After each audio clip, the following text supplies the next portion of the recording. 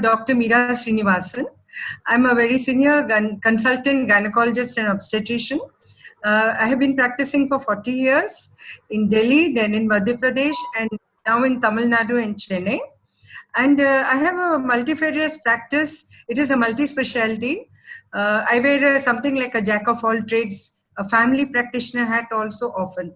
So increasingly what I'm finding, I want to talk about what the clinical scenario is today and why I'm sitting in at this launch particularly.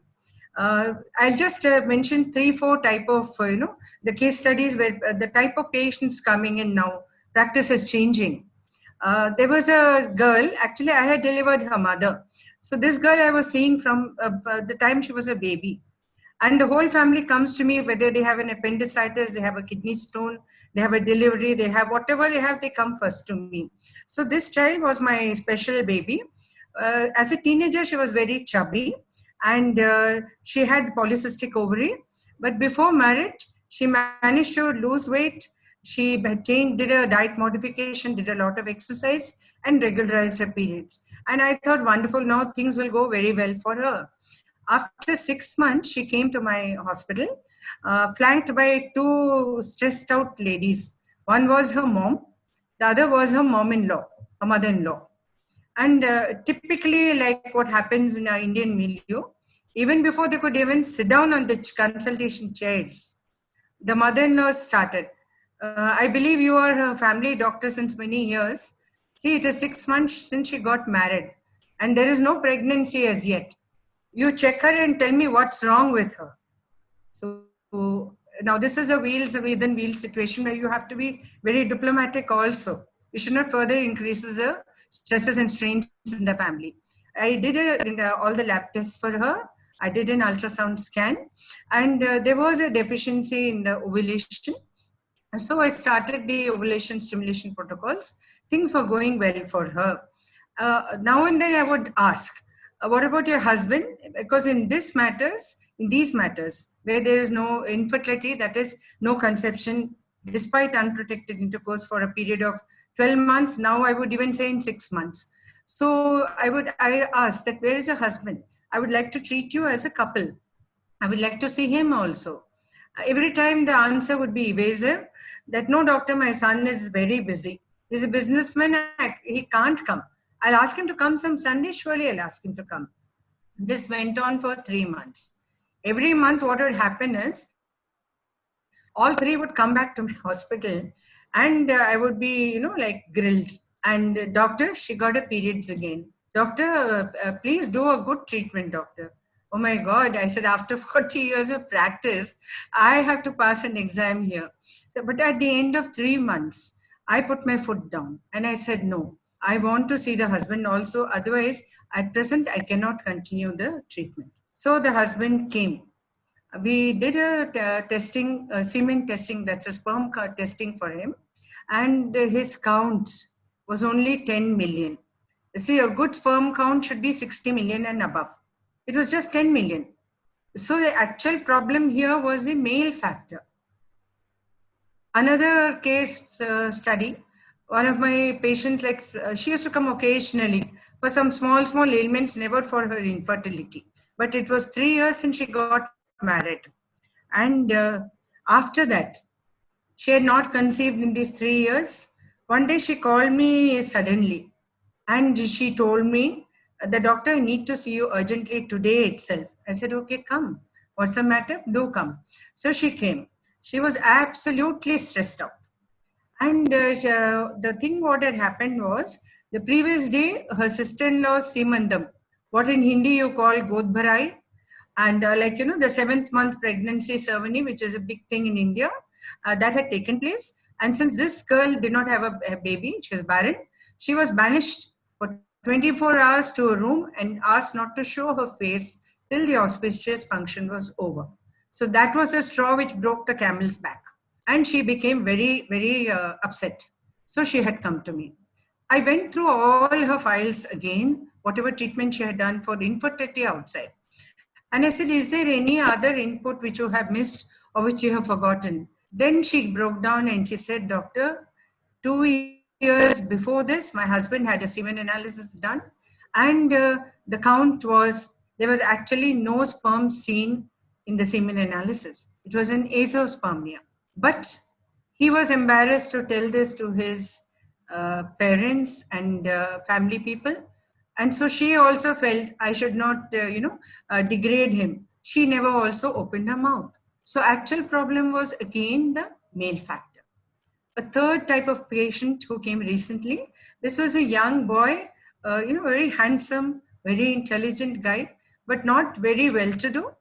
He got married, and the first job that he got was in a BPO, where it was a night shift and quite a hectic schedule. So what happened was his eating timings and his sleep timings, his exercise timings, everything went for a toss. With the result that this boy was always became very tired, and there was a loss of libido, and there was an erectile dysfunction.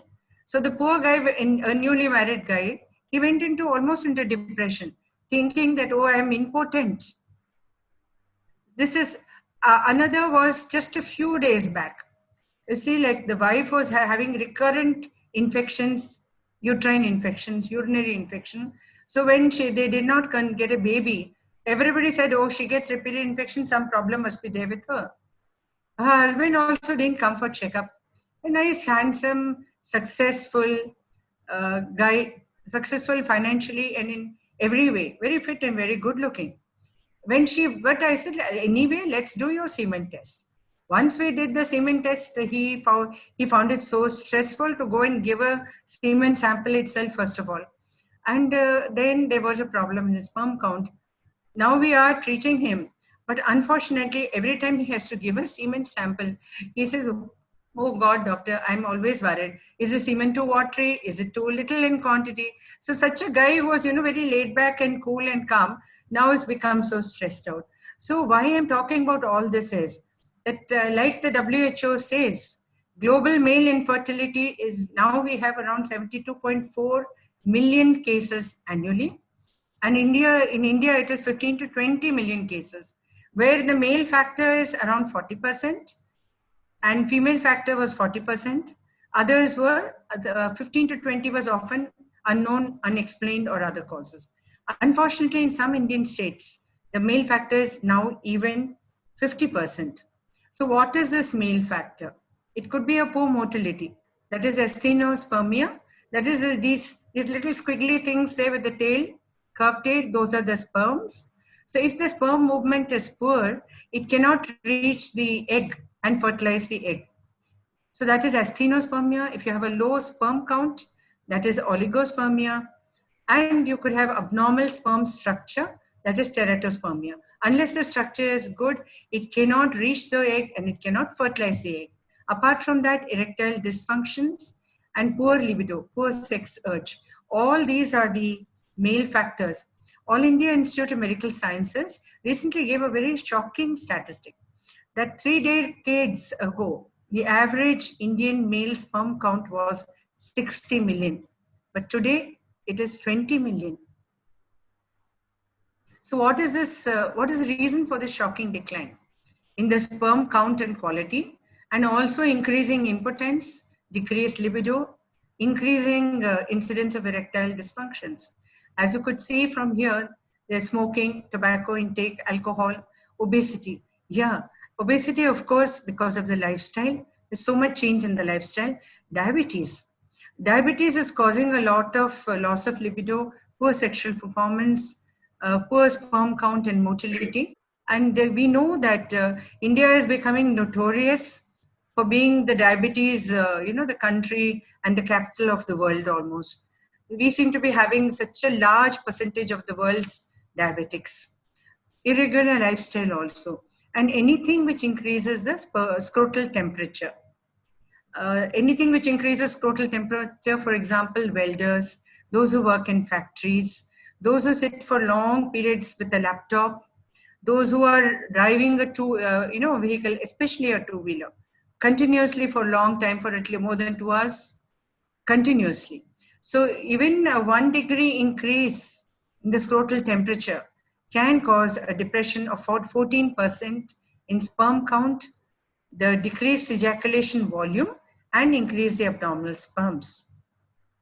So here comes the role of a premarital couple counseling, which we do at our hospital. And the premarital couple counseling should be done ideally 2 to 3 months prior to marriage or prior to trying for a baby. Of course, a lot of girls come before their marriage. They come with their mom, with their aunt, their chitties, or their friends. But now, a lot of couples, the male person also, they both come together before marriage for a counseling. And when at this time, if we could catch these small problems which could lead to infertility, definitely here counseling and nutritional supplements like what is being launched today, Pro 360, these would help.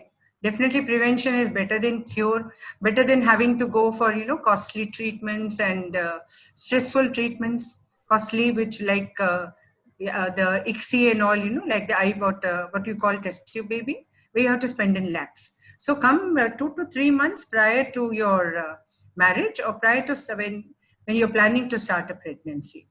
So this is where I come in today. So why am I in a launch of Pro 360? When we talk of, my mom always used to say, why do you take medicines for everything? And why do you need to have such, costly treatments for everything? What about, like what in Hindi they used to say, gharelu nuske. In Tamil, you say Veet Vaidyam. And in English, it's a grandma's home remedies. So that ancient wisdom of using herbs has come back today in Pro 360. We see, a beautiful arrangement of herbs there. You have ashwagandha, you have shilajit, you have so many things which Sheila was talking about, Dr. Sheila was talking about. And there is, of course, in addition, a galaxy of vitamins with minerals, essential amino acids, antioxidants, and proteins and whatnot. So many things. And also, mind you, these have a low glycemic index. So they're good for a diabetic also. And especially diabetics do get tired very easily. It is typical. Once they become diabetics, they have leg pain, they have back pain, they tire easily. And again, the postmenopausal ladies, like Sheila said.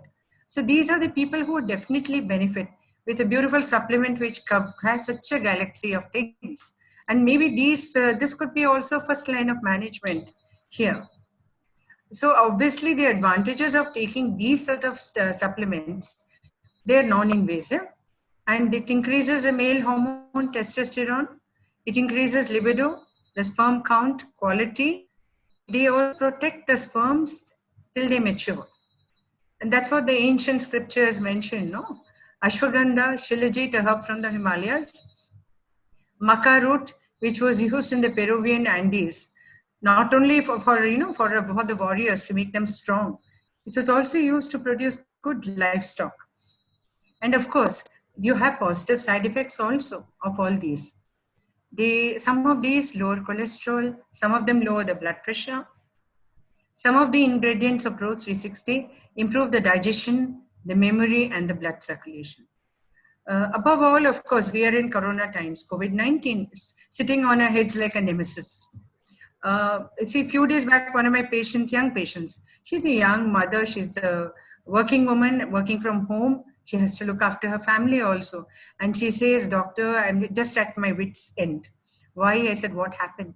She says, my mom calls me up, my aunt calls me up, my friends call me up, say that, what you do, you boil 1 liter of water, put so much of garlic, put so much of turmeric, put this, put that, and then make these kashayams and drink, and keep drinking hot water so many times a day.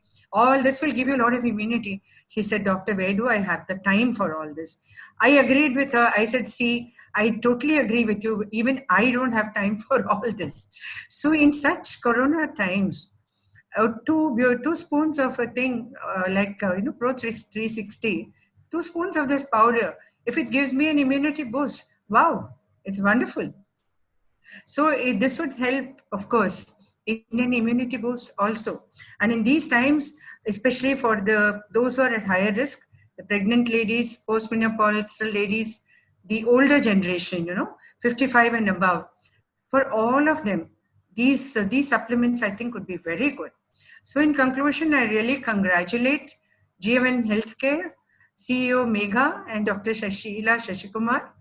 I'm sure this will be an excellent nutritional supplement, especially for the infertile male and for so many of the others who need the immunity boost and the nutritional boost. Thank you.